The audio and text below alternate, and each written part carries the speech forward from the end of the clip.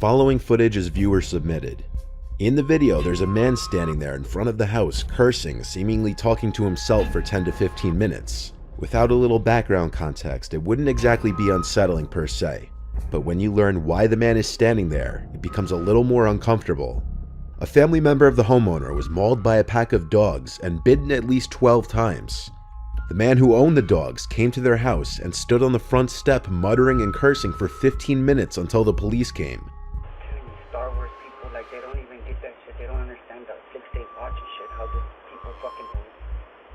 Never had a problem with her. Never had no issues. I never denied that shit.